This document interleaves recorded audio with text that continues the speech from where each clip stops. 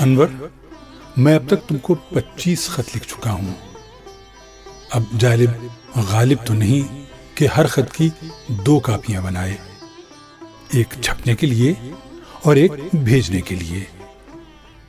اگر میرے خط تمہارے پاس محفوظ ہیں تو کسی یہاں آنے والے شاعر یا ادیب کے ہاتھ بھجوا دینا. لائل پور کا نام جب تم لوگوں نے فیصل آباد رکھ دیا تو میں نے وہ شہر چھوڑ دیا. اب وہ شہر میرا نہیں، رانا ثناء اللہ کا ہے. تمہارے خط سے پاکستان کے حالات معلوم ہوئے. یہاں کے حالات بھی کچھ پاکستان کی طرح ہیں.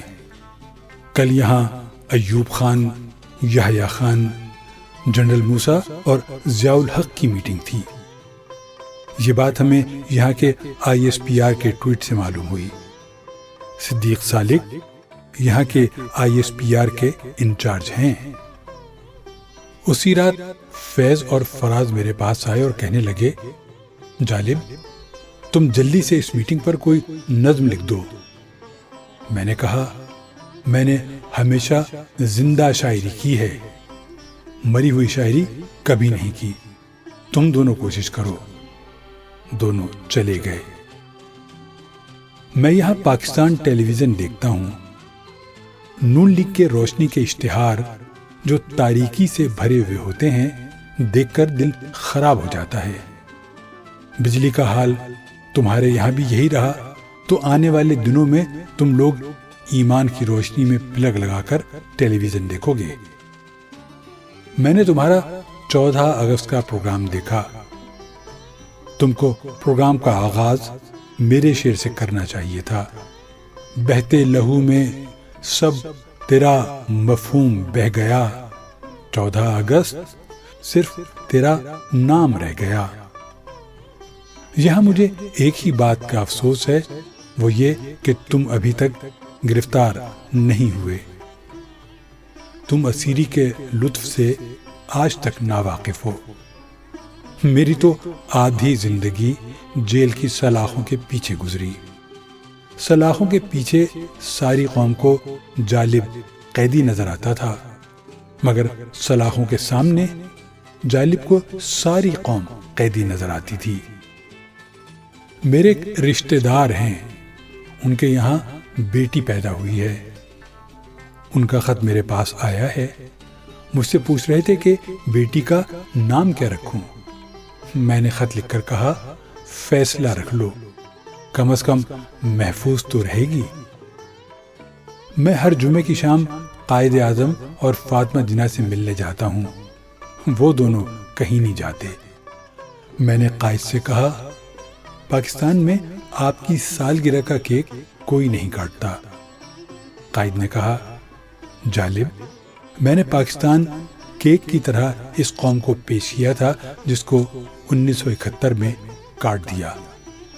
آدھا کیک بنگلہ دیش بن گیا اور آدھا مغربی سیاستدان کھا گئے. ہم لوگ پاکستان کی باتیں کرنے لگے تو اتنے میں رئیس امروی آ گئے.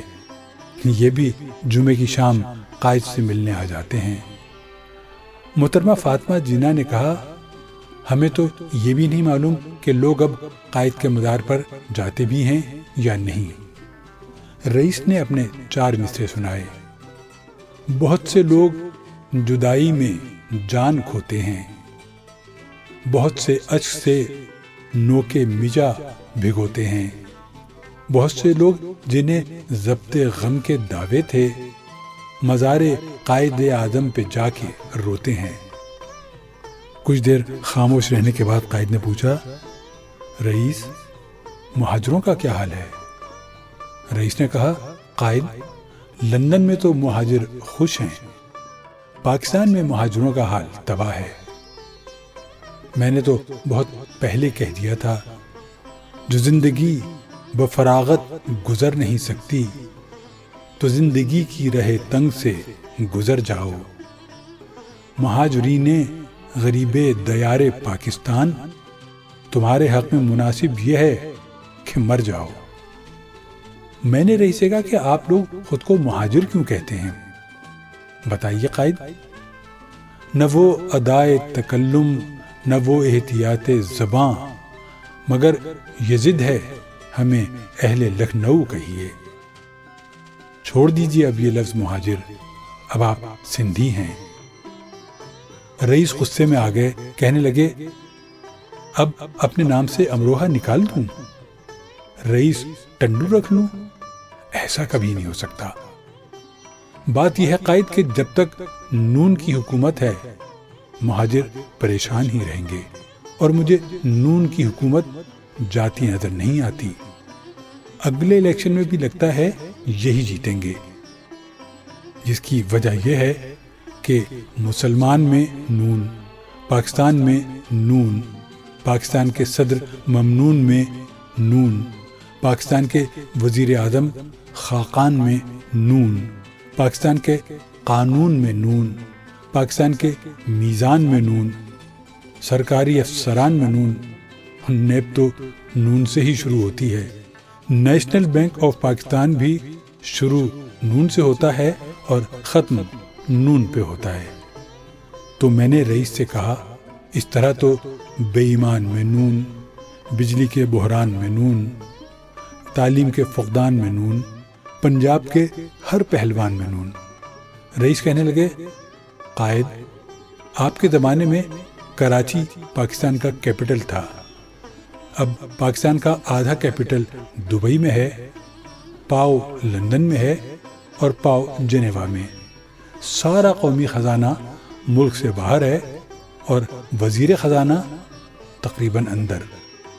یہ ہے آپ کا پاکستان۔ دہشت گرد جب چاہتے ہیں ہزاروں پاکستانی مار دیتے ہیں۔ فاطمہ جناح نے کہا کہ مسلم لیگ نون دہشت گردوں کے خلاف کیوں نہیں کھڑی ہوتی؟ رئیس بولے صرف اس لیے محترمہ کہ طالبان میں بھی نون ہے۔ خدا حافظ کہہ کر رئیس چلے گئے۔ قائد نے کہا اللہ پاکستان کی حفاظت کرے۔ محترمہ نے کہا آمین۔ میں نے کہا محترمہ آمین میں بھی نون ہے۔ اتنا کہہ کر میں چلا آیا۔ اتنا طویل خط میں نے کبھی نہیں لکھا، لیکن قائد اور رئیس کی باتیں تمہیں سنانا چاہ رہا تھا۔ تمہارے یہاں نہ آنے کا طالب جالب۔